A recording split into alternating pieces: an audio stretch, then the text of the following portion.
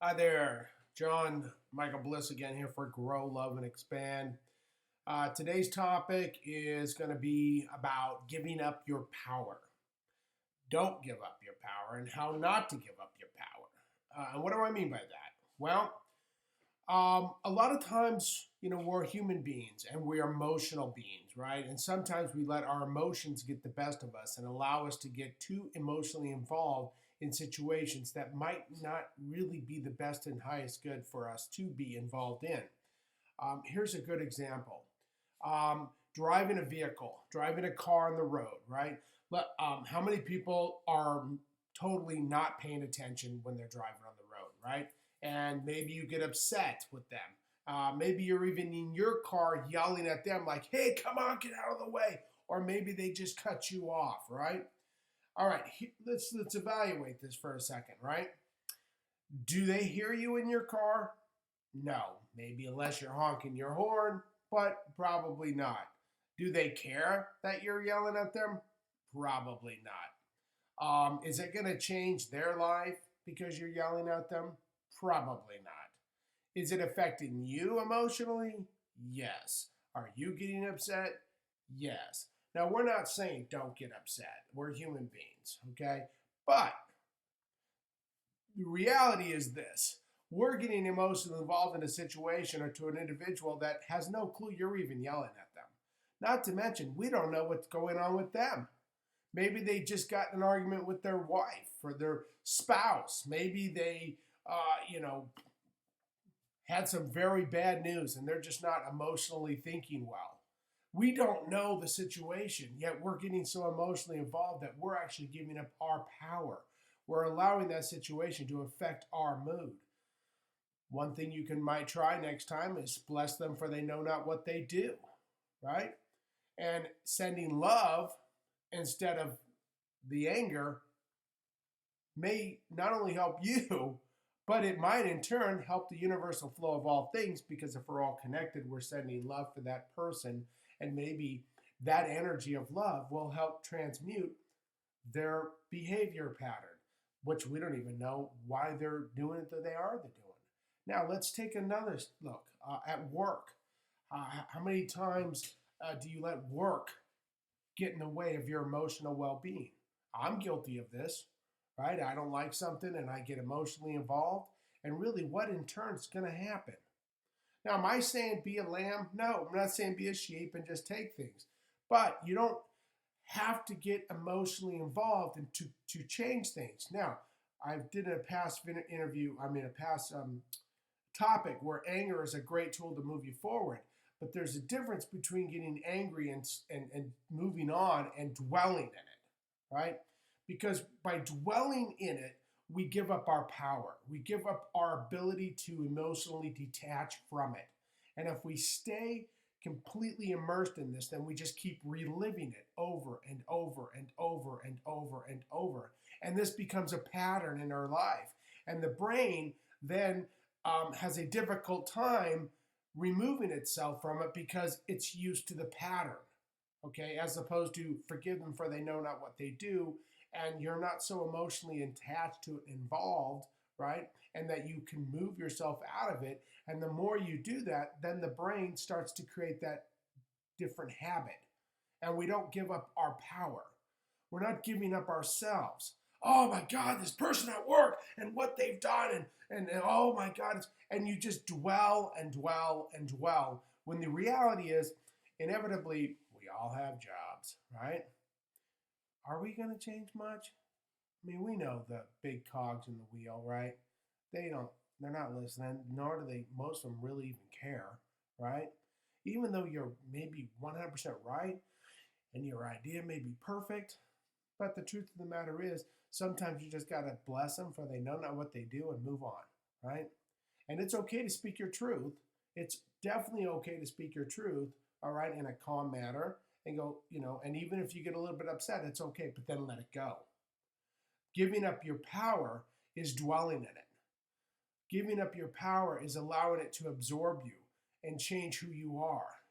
It takes you away, and you're allowing them to control your circumstances. You're allowing a situation to control your circumstances. You see, that's giving up your power. You know, let's equate it to golf here in a second, right? So you're playing, let's say a professional golfer's playing a tournament. You can use the analogy for just about anything. But they hit an errant shot, and they're, let's say, 3 strokes behind, and they hit not a good shot, and it flares right to them, right? Off course. They're not in the fairway. Now, you have a choice. That can eat you up mentally. Again, you're giving up your power and go, oh my God, I can't believe I did that. Oh my God, I just ruined the whole tournament and blew everything, right? Or, okay, that sucked. That was not a good shot, but we can recover. We can recover. Let's get out of this spot, right? See, there's a difference, and it's mentally how you handle it, right? And it's say, okay, so no, I gotta let that go. I gotta let that last shot go, because if I don't let that go, then I'm going to duplicate it on the next shot, and that's not what I want to do. All right. So let's let it go. We hit a bad shot. We're going to move on. I'm going to go up to my next shot. I'm going to evaluate it. I'm going to get my best swing that I possibly can. I'm going to get this ball back in play. That's the difference. Otherwise, oh, that sucked, and we dwell, and then your next shot is crappy as well. All right, you don't do it as good as you could. So that's the difference too. And I'm guilty as anybody else. I mean, we're human, so this happens. You're at work, you get involved, and you want to change, and the reason why most of the time you're getting upset is because you don't like the way maybe the employees or your fellow employees are being treated. Okay? But the thing of it is, you're only hurting yourself by dwelling in it. State your piece, state your truth, but then move on and let it go. Okay? And you do this enough, and then your mind doesn't crave drama anymore. Your mind wants to get rid of the drama. I mean, the heart, I know it's so weird to think, but we create these patterns in our life. And sometimes we do these things without us even knowing it, because there's such a behavioral pattern that we've created for ourselves.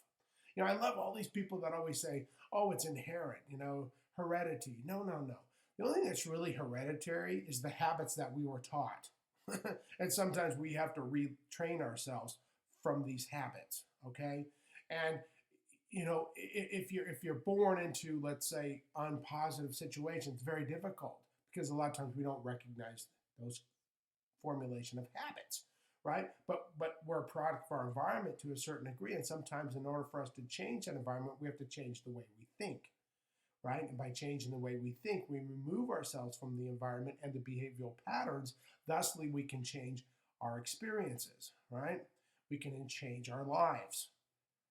A lot of it is just not giving up your power. A lot of it is allowing it just to kind of state your piece and move on and not dwell in it. So the next time you're in a situation, right, and you feel yourself getting emotionally involved to the point where you're giving up your power and you're just dwelling and reliving this situation day in and day out, think about, okay, stop, and let it go. I've stated my piece, I moved on, and don't give up my power anymore. And I tell you, when you start to do this, miraculously things start to change in your life. They really do. The more you understand the relationship to your experience, your direct experience, and how you feel and think, attitude and energy in the situation, that then creates a different sort of pathway for you. And new opportunities start to open up, new realities start to open up, and miraculously life starts to unravel in a completely different way for you, just because of the way you've changed in your mindset, right? And we've talked about this before. The heart's going, yay, we love it. But the mind's going, I love my drama, And so we get engrossed in it. The more we remove ourselves from it, the more we start to understand the relationships of giving up our power in situations throughout your life and not dwelling in them, you're going to have miraculous changes just start to unravel in your life automatically. I don't even know how it works. It just does. Because you're creating a different timeline. You're creating a different pathway for yourself. You're altering your course from where you were to a whole new world that you didn't even know was there, but just by changing the way you think. Change the way you think, you change your life. Believe it or not. And by not giving up your power in these situations, you're going to realize that you're going to feel better. You're not going to be so emotionally involved. You'll be able to detach from things a lot easier and take your life into a direction where you didn't think it would possibly go. So with that, don't give up your power. Stay true to yourself, believe in yourself, love yourself. John Michael Bliss for Grow, Love, and Spend. Truly, truly love who you are. Remember, you are worth it. You are worth it. You're a wonderful human being, just who you are. We truly, truly love you. Have a wonderful rest of your day.